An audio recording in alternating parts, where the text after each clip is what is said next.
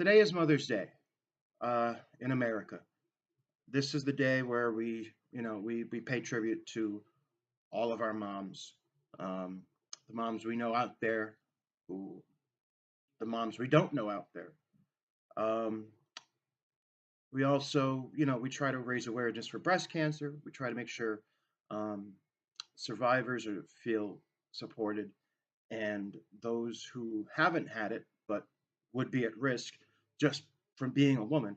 Um, are able to be screened to know the signs, um, and just I guess I don't really know how to truly explain it. um, I guess it's kind of self-explanatory. It's about love, obviously. So today I guess I'm trying to I'm gonna I've never done this before. I've never recorded a video and put it up on YouTube or anything like that before, so excuse me if I don't know how to compose myself on a camera, because I really just I've never done this. I'm probably going to be twitchy, blinking my eyes, looking around. Um, but it's not about me. It's about what I'm going to try to say.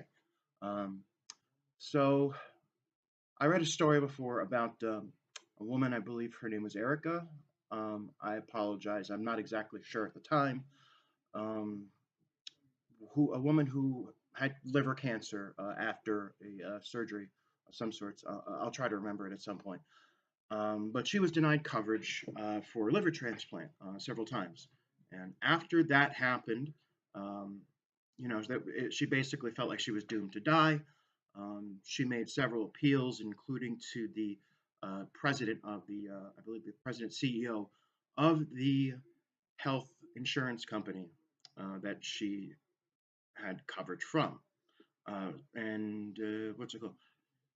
She was denied several times, but eventually, after a lot of phone calls and hard work, um, appeals from her husband, from herself, she was finally approved and put on the donor list, and is awaiting a transplant.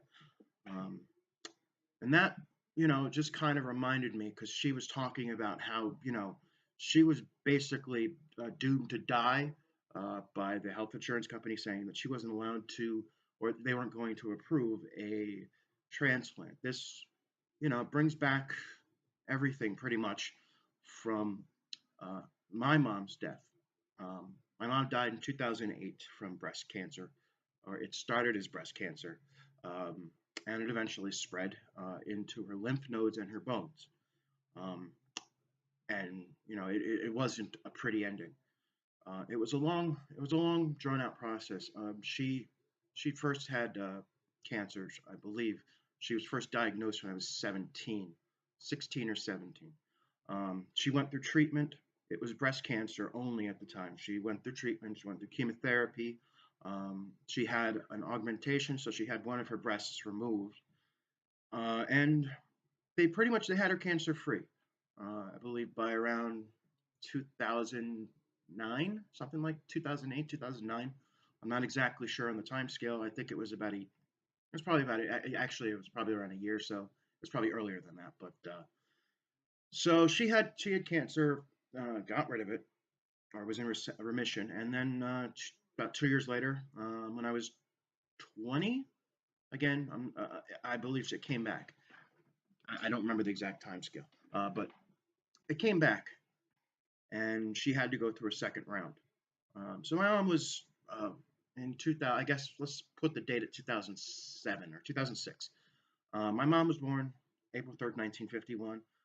So she was 55, 56 at the time, depending upon exactly what date. She wasn't, she was an overweight woman, pretty overweight, definitely obese. This is not to insult her in any way. It's just to give context. Um, she was never a drug user. She never drank. I saw her maybe have a sip of a beer 2 or 3 times in my lifetime. Uh, she didn't smoke cigarette, or she smoked like 2 cigarettes at one point. Again, the same with taking a drink of alcohol. She was not no user of any sort of substance. But obviously, she ate. She didn't have a great diet. She she also had a really bad knee that came from an accident that happened, I think, in 1991 or 1992 when I was in elementary school. She was coming down steps or a flight of steps and she fell down. She wasn't really, she was probably, I don't, I was 7. I don't know exactly how big she was, but she wasn't skinny, but she wasn't terribly overweight. Um, but the knee, the fall, she didn't go to the doctor. She just tried to shake it off, and she had it messed up her knee, and her knee, the cartilage in her knee, degenerated to a point where it disappeared, and she had bone rubbing on bone. So she really didn't move much in her later years, and she really didn't get any activity. It was hard to. Um, Obviously, she gained weight after this. She was also a single mom. Now, I lived with her, my grandmother, and my sister. My grandmother was basically my second parent, my father, so to speak. I did never knew my father. Um, there was a stepfather in the picture for a while. I don't want to get into that because that's a whole other sticky mess. Um, we were never rich. In fact, we were pretty poor. You know, I don't want to say like dirt poor. Um, my mom being a single parent, she was on assistance. I remember growing up on WIC and welfare. Um, she had a job at that school that she felt had the accident with in 1991, and then they laid her off. I believe the year before uh, because she used to run the early what was called the early morning program, and she it's basically a place for kids to get dropped off where their parents went to school or went to work. Um, and they laid her off with that. She was a teacher's assistant. So she decided, I don't know, she decided her morale was, ruined from being fired from a job that she loved and a job that she truly wanted to do for the rest of her life. Um, she was able to, at least spend more time parenting me, myself, and my sister, dedicating her life to that. But she wasn't the healthiest person on earth. So anyway, in 2000, I don't exactly remember when, but she developed breast cancer again. So that was probably 2007. It came back, and she went into a second round of treatments. So what happened then was it didn't it didn't go away like it did the first time. Her immune system was weakened by rounds of chemotherapy. Obviously, she wasn't incredibly healthy, um, but she was being treated, and it was shrinking again. But eventually, at some point, I believe late 2007, um, she didn't have, she had basic Medicare. And after several years of being treated, they basically said this is hopeless and they cut it off. So she kind of didn't have many options left. She had a doctor at Westchester Medical Group here in New York, Lower Westchester, um, that was doing everything he could. And she was presented with an option, from what she was telling me, to undergo experimental treatment that was not approved yet, but the insurance was willing to pay for that. Uh, I don't know if you want to go so far as to call it a guinea pig situation, but kind of feel like that's what it was. So she started undergoing this treatment, and I believe she had about 2 or 3 different treatments of it, and she became very ill. And doctors went in and found basically her immune system was shut down. Her white blood cell count was so low that she couldn't defend against any sort of infection. Um, you know, and they had to stop the treatment because if they did another one, she might just die. So they stopped the treatment and gave her time for her immune system recovery, her white blood cell count to go up. In that time, obviously, without treatment, the the blood or the cancer spread. It spread through lymph nodes, um, or the lymph node. I believe I'm not a doctor. I'm just going off what she's told me. Um, it spread into her bones and other glands and bones. And by the time, maybe her white cell count or her whatever was high enough to begin treatment again, the cancer had reached a stage of inoperability. It was terminal. So, she was doomed. And, those last couple of months were pretty rough. Myself, I had been kind of prepping myself for a while, just in case. You can never really prep yourself for anything like that. But, uh,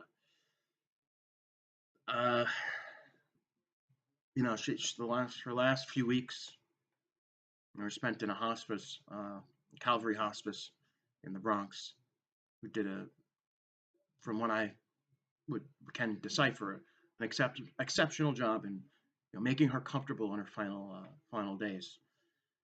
She died on June 6th, 2008. I was about 5 minutes late coming from home to see her die. I don't know if that's a good thing or a bad thing, but she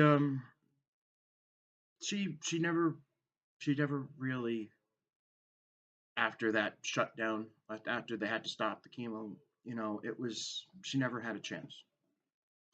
I'm uh, I'm gonna try to stay, not. I'm gonna try not to speak with emotion in this. I'm just gonna try to be clear about it. So, she didn't have the money. I had just started working. I wasn't making a lot of money, and she had to go to. She was in and out of hospitals a couple times before she finally went to the hospice, um, trying just to get by, trying not to constantly live in pain. Um, to go in the hospital, stay for a few days while they stabilized her, and then the hospital would be forced to discharge her because the insurance would no longer cover it, and she couldn't afford to pay out of pocket, and I couldn't either, and no, that's that. But since all that's happened, I've just had this gross feeling in my stomach and in the back of my mind that more or less she died because she couldn't afford to live. She was a good person. You know, she had her issues.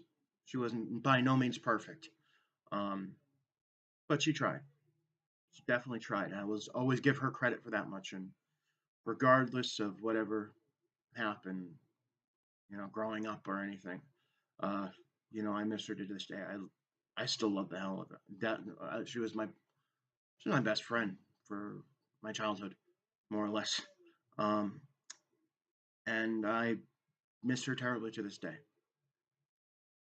I, I've never been the same since that happened. And I don't think anybody that knew her was. My grandmother died 2 years later, but she was old. I think she was 91, or it was 3 years later. I apologize. She was 91, um, and she was pretty devastated. Obviously, as the saying goes, you should never have to bury your children. So that's what she had to do, um, or not buried. She was cremated because we couldn't afford a funeral service. But anyway, that's neither here nor there. Um, you know, I just have I've always had this bitter feeling that if we weren't poor, she'd still be alive. I don't really know where this is going. Um, I guess I'm just trying to share my story here a little bit. Um, I don't know what it might do for anybody. Maybe this is almost just for myself as some sort of selfish therapy. But I hope that at some point down the road, this will never happen again. This was before Obamacare, and I couldn't tell you off the top of my head if Obamacare would have made a difference or it would have been the same thing. I don't know. But I do think that she should still be here. Obviously, I'm very biased in that opinion, but I hope at some point we can get to a point where money no longer means that the difference between life and death. It no longer matters that if you can't pay, you're dead. I would hope that in a civilization like ours, in a country like ours, we would never have to come to that decision, that conclusion. Unfortunately, we do. Maybe it's unavoidable. Maybe no matter how wealthy your society is, it's going to happen. There's no way to stop it. But I think we can do better. And I don't know how to close this. So to anybody that's out there that might actually see this, obviously cherish your mother, no matter what you go through with her, whether she's a giant pain in the ass or she is the most loving person on earth, or somewhere in between where I would imagine most are, most people land. Um,